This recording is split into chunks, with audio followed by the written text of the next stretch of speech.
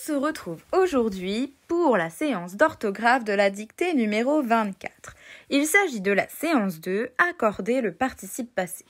Aujourd'hui, comme vous l'avez entendu, nous allons apprendre à accorder le participe passé. Est-ce que vous savez ce qu'est un participe passé ? C'est un mode du verbe qui donne à celui-ci les caractéristiques d'un adjectif. Il peut faire partie d'un temps composé et vient alors après l'auxiliaire être ou l'auxiliaire avoir. Il peut aussi être employé seul comme un adjectif. Nous allons regarder la page observée du diaporama. Nous allons lire les phrases et vous me direz ce que vous avez observé de différent entre les trois phrases. On a inventé la machine à vapeur en 1769. L'histoire que j'ai inventée devrait te plaire. L'ampoule électrique est inventée en 1879.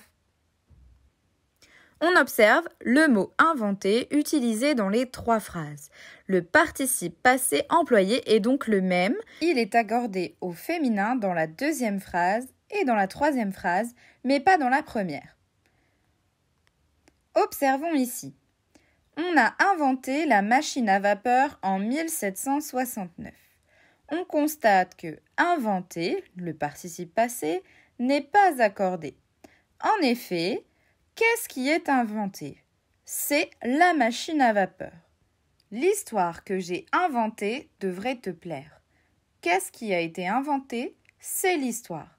L'histoire est devant le participe passé inventé. L'ampoule électrique est inventée en 1879. Qu'est-ce qui a été inventé ? C'est l'ampoule électrique. Elle est devant, ce qui a été inventé est devant le participe passé inventé. On constate que selon la place de ce qui a été inventé, la machine à vapeur, l'histoire et l'ampoule électrique, on accorde ou non le participe passé inventé. En effet, comme vous le remarquez, dans la première phrase, inventé est devant, on n'accorde pas. Dans la deuxième et la troisième phrase, inventer, le participe passé donc est derrière ce qui a été inventé, donc on accorde. Le participe passé peut aussi faire partie d'un verbe conjugué au passé composé ou bien être utilisé seul en jouant le rôle d'un adjectif. Dans ce cas, on accorde avec ce qui est.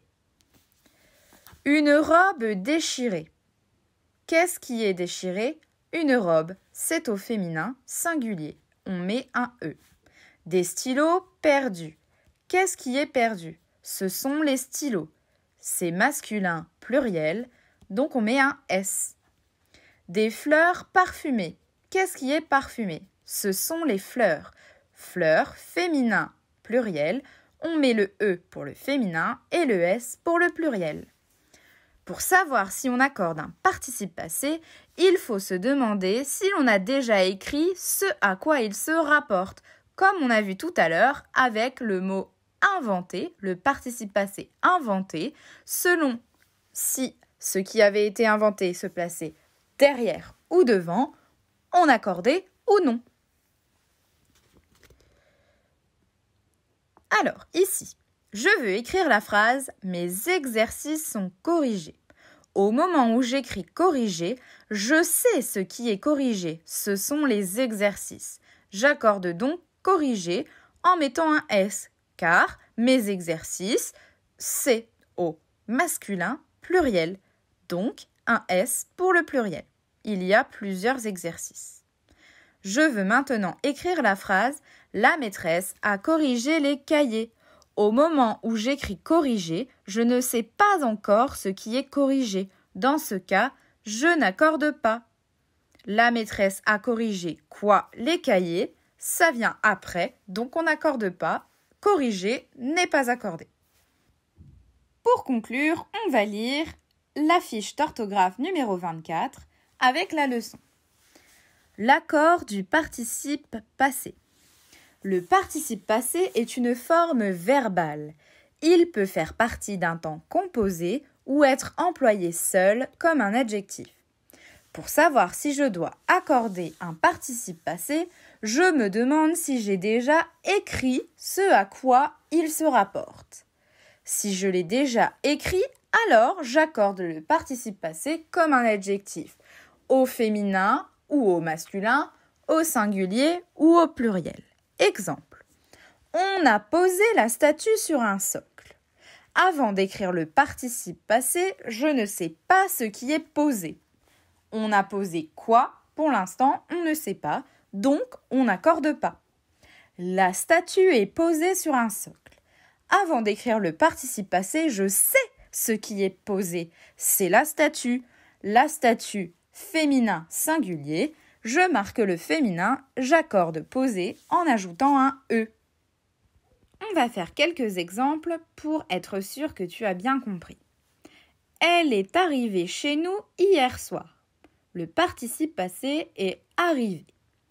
Est-ce qu'on sait déjà qui est arrivé? Oui, c'est elle. Donc, j'accorde. À ton avis, qu'est-ce que j'ajoute au bout de arriver? Eh oui, elle est au féminin singulier, donc j'ajoute un E. Cette valise est trop chargée. Le participe passé ici est chargé. Qu'est-ce qui est déjà chargé? C'est la valise, on le sait déjà, donc on va pouvoir accorder. Cette valise, féminin singulier, qu'est-ce que je mets au bout de chargé? Eh oui, il fallait mettre un E.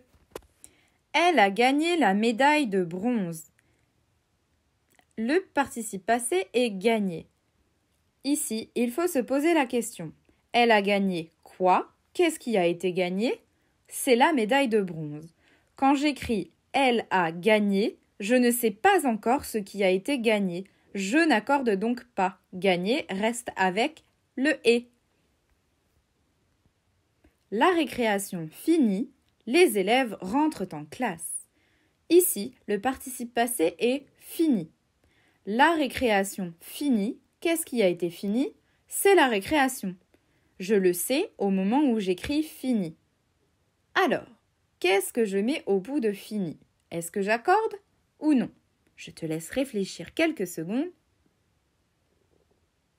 Et oui, il fallait accorder, car fini se trouve après la récréation. La récréation finie, on ajoute un E car c'est au féminin. Chloé et Paul sont déjà partis. Le participe passé est parti. Qui est-ce qui est parti? C'est Chloé et Paul. Donc, j'accorde. Chloé et Paul, on réfléchit. Est-ce que c'est masculin? Est-ce que c'est féminin? Est-ce que c'est singulier? Est-ce que c'est pluriel? Oui, il fallait bien ajouter un S à parti. Je vous invite donc maintenant à vous rendre sur le Drive pour télécharger la fiche d'entraînement en autonomie. Vous pourrez soit la recopier, soit la coller et vous devrez accorder le participe passé si nécessaire. Je vous recommande d'utiliser votre leçon pour vous aider. La correction se trouve aussi sur le Drive. À très bientôt!